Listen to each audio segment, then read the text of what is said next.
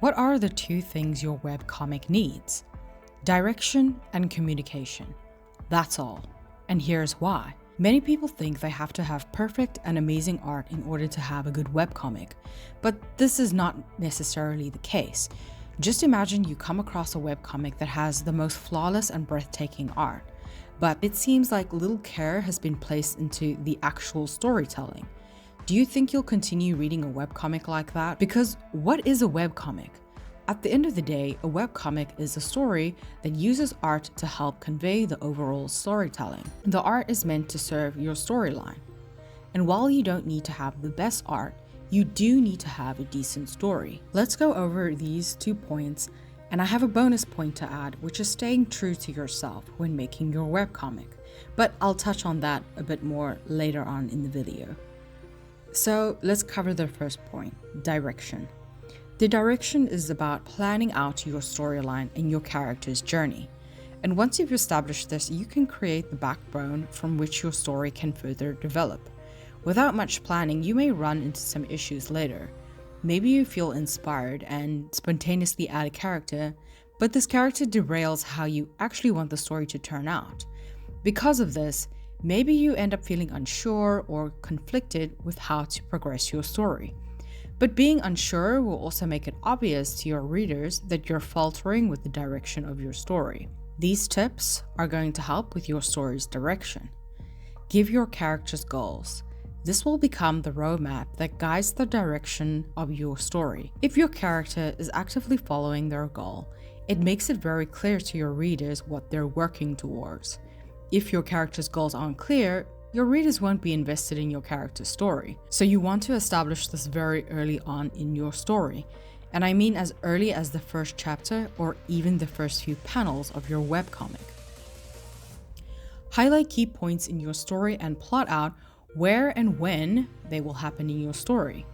So think about your exposition, rising action, climax, falling action, and conclusion. Consider your turning points and character arcs.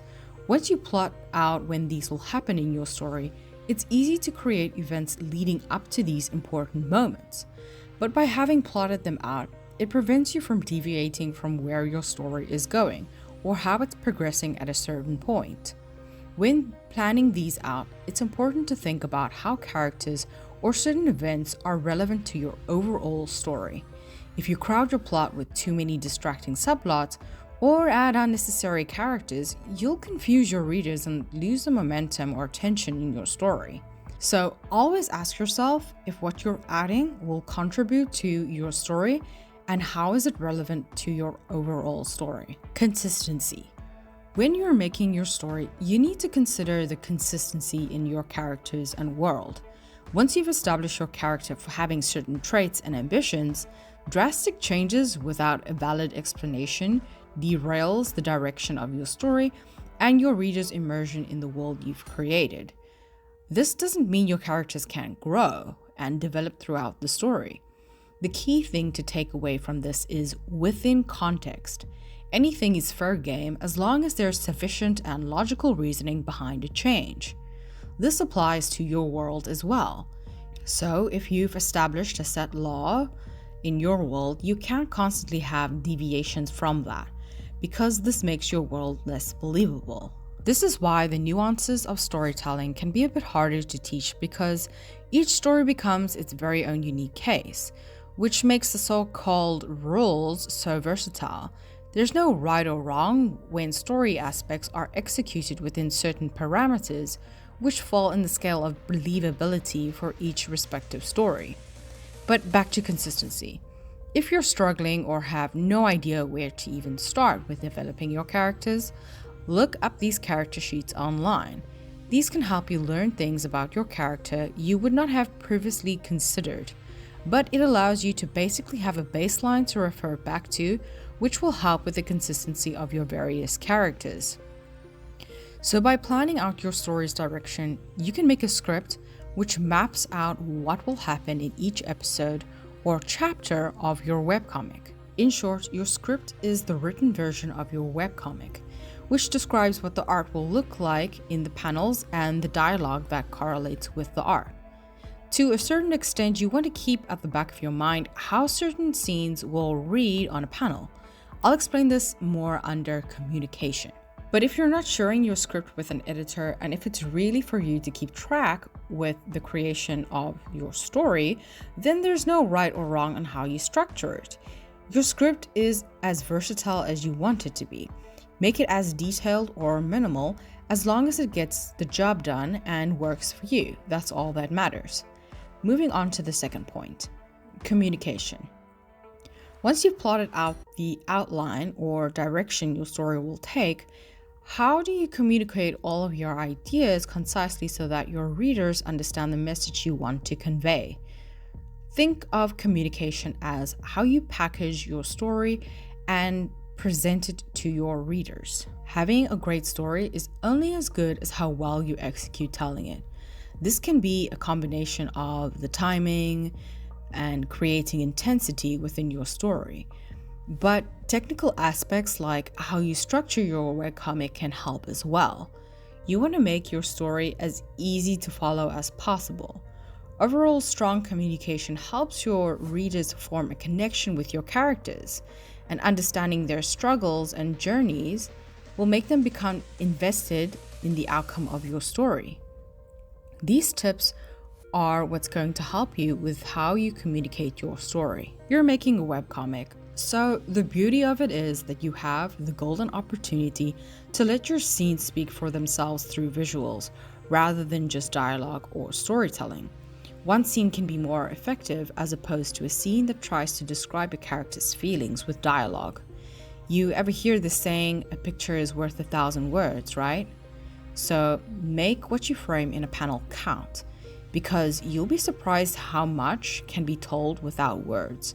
It holds the kind of magic that turns an ordinary scene into a really impactful or moving one. This can speak volumes about your character without having to explain what kind of person they are in detail, because the moment becomes relatable to your reader and they can interpret it how they want, which also applies not just to your characters but your story. But you can also use this as a powerful tool of foreshadowing, which could really add to the rising tension or major events in your story. Don't rush through a scene. This breaks the immersion and natural flow of how your story unfolds, which may make scenes difficult for your readers to follow or understand. Rushed scenes may also hinder the development of your characters and may make your readers feel like there was missed potential for your character's growth. You want your readers to bond with your characters, so take the time to develop them properly over the course of the story. And the only way to really do that is to allow your characters and story to grow organically. Therefore, if your character struggled with something over their whole life, it's not going to take them one chapter to suddenly get good and overcome their struggles. If you have insane vocab in your arsenal, don't go wild with it. Because if people feel like they have to Google every second word you use, they're gonna be like, well, heck, this is actually really hard to read, so bye. You don't want to alienate your readers, so keep it simple without sacrificing the depth of the message in your story. You want the composition of your panels to read very easily. So if you have panel after panel with huge speech bubbles and a bunch of text, it's quickly gonna feel overwhelming for your readers. So this is why I mentioned earlier under making a script, why it's good to keep in mind how a scene will play out on panels. You don't want to get to the point where you're already doing thumbnails for your chapter and realize that a lot of them is just a face and like 70% of the rest of the panel is text, okay? Avoid info dumping and overusing monologues. Speaking of composition, panel placing. This seems kind of duh, but how you place your panels can affect the flow of your story. A lot of webcomics read in the scroll format, so reading top to bottom. You can use this to your advantage when placing your panels. So using white space can act as a visual breather, so your panels don't become overcrowded and makes your story easier to read. Panels placed closer together or overlapping panels could be used for an action or fast-paced scene. A larger panel draws more presence, which is great to use for a prominent scene. Secondary details can be reserved for smaller panels, which add to your story but doesn't detract from the main scene. Time for the bonus point. So, staying true to yourself when making your comic. What does this mean? To put it simply, make a story you really want to tell, something you're passionate about. For example, don't pick a genre to make a story about because you notice that that genre tends to get a lot of views. For the duration of you making your webcomic, it'll feel like you're trudging through mud. You'll feel burnt out and lose motivation to see the comic through. This is not going to be what makes people stay. What will make people stay is being true to yourself. Because no one can write a story the way you can, and no one can write your story. Only you can do that. So it doesn't matter what genre you write as long as it's true to yourself.